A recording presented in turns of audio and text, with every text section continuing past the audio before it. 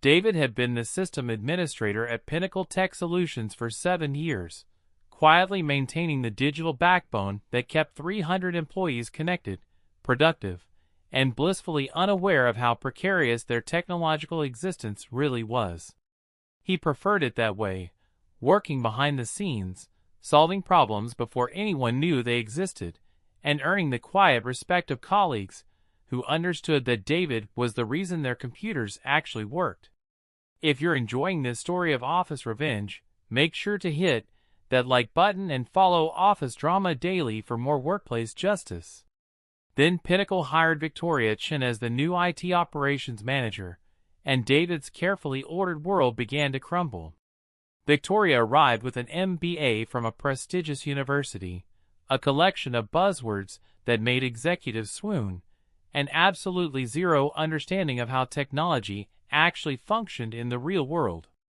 What she lacked in technical knowledge, she more than compensated for with an inflated ego and a management style that could generously be described as tyrannical.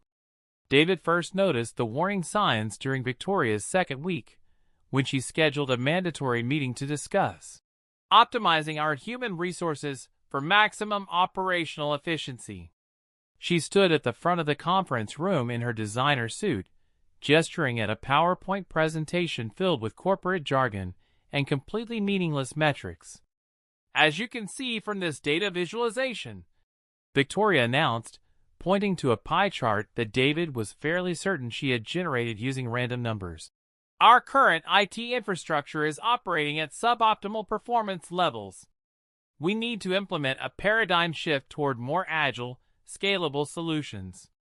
David raised his hand politely. Victoria, I'm not sure what specific metrics you're referencing, but our system uptime has been 99.7% for the past 18 months. Our response time for critical issues averages under 15 minutes, and we haven't had a major outage in over 2 years. Victoria's smile faltered for just a moment before snapping back into place with corporate precision. David, I appreciate your traditional approach to IT management. However, we need to think outside the box and embrace disruptive innovation. I'll be implementing some exciting new protocols that will revolutionize how we approach system administration. The first protocol involved requiring David to submit detailed reports for every action he took, no matter how minor. Installing a software update required a 3-page justification. Restarting a server needed approval from 2 department heads. Changing a password required a formal request submitted 48 hours in advance. David initially assumed Victoria was simply trying to understand the department better, so he complied with professional patience. He documented every mouse click, every line of code, every routine maintenance task. He attended her daily status meetings where she would ask him to explain basic networking concepts that she clearly didn't understand, nodding sagely as if she were absorbing profound wisdom. But Victoria's demands grew increasingly absurd and humiliating.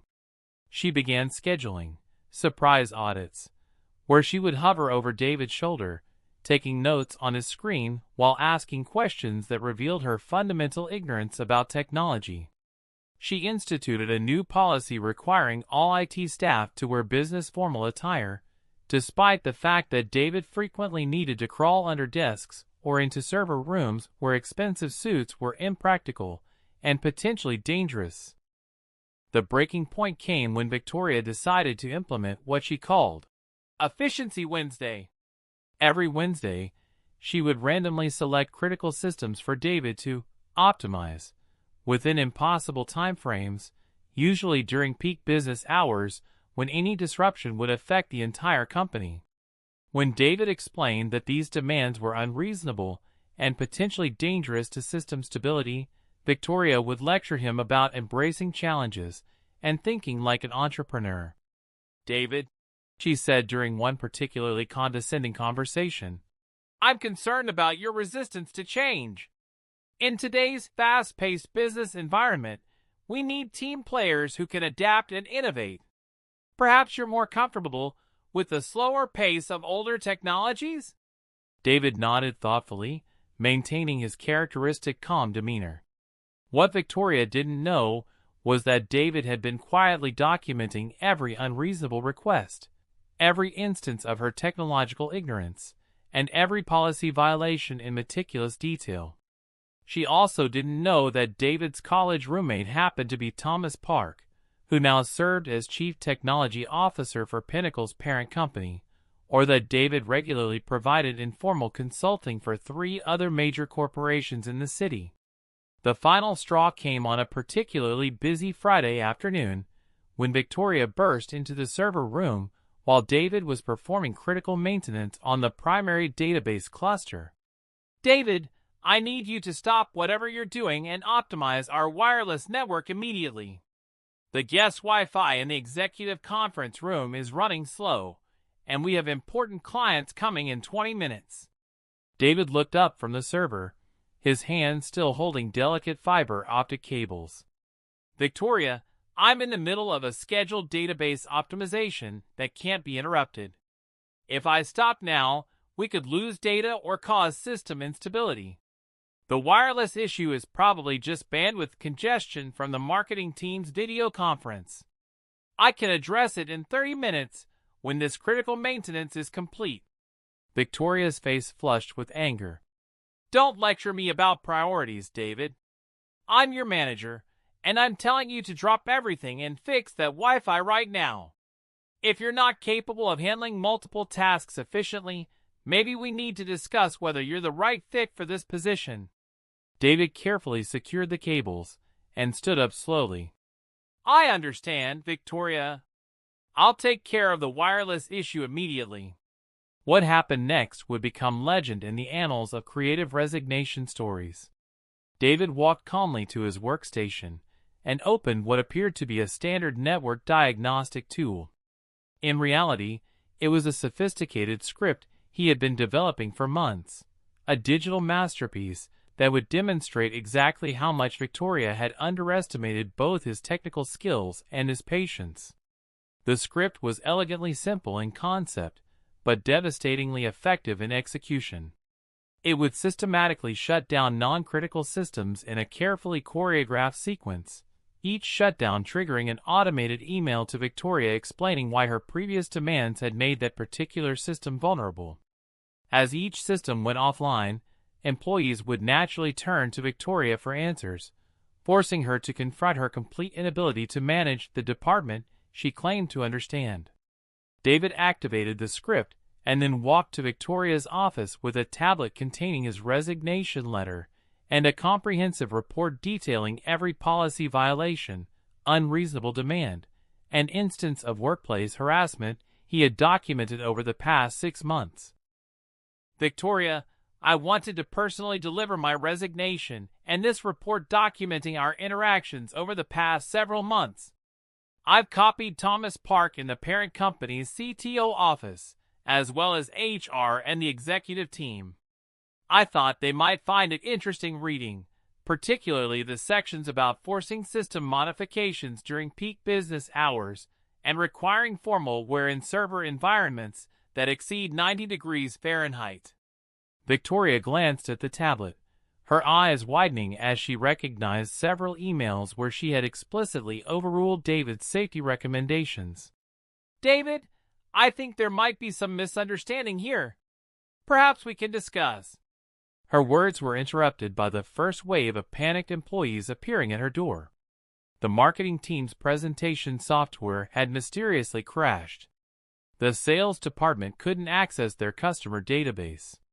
The accounting system was displaying error messages that Victoria had never seen before. "Miss Chun," called Janet from reception, "the phones are down, and I keep getting error messages about server connectivity. David usually handles this, but I can't find him anywhere." Victoria looked back at David, who was gathering his personal items from his desk with unhurried precision. "David, you can't just leave in the middle of a crisis. The systems are failing." David paused and looked at her with genuine curiosity. "Victoria, I'm confused. Last month you told the executive team that modern IT management was about empowering non-technical managers to oversee technological resources without getting bogged down in unnecessary technical details. You've spent 6 months demonstrating that you don't need my input to make IT decisions. Surely someone with your MBA and leadership experience can handle a few routine system messages?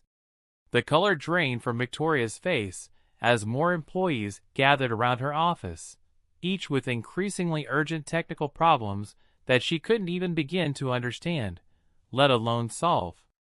The phone on her desk rang constantly with calls from confused customers who couldn't access the company's online services. David shouldered his laptop bag and walked toward the elevator. As the doors began to close, he could see Victoria frantically trying to call him back while simultaneously attempting to answer questions from a growing crowd of panicked employees. Her carefully maintained corporate composure was cracking as she realized that every dismissive comment, every unreasonable demand, and every condescending lecture had been leading to this perfectly orchestrated moment of professional devastation. The last thing David saw before the elevator doors closed was Victoria's face, frozen in absolute horror, as she finally understood that the quiet system administrator she had underestimated and humiliated for 6 months had just demonstrated exactly how much power he had been quietly wielding all along.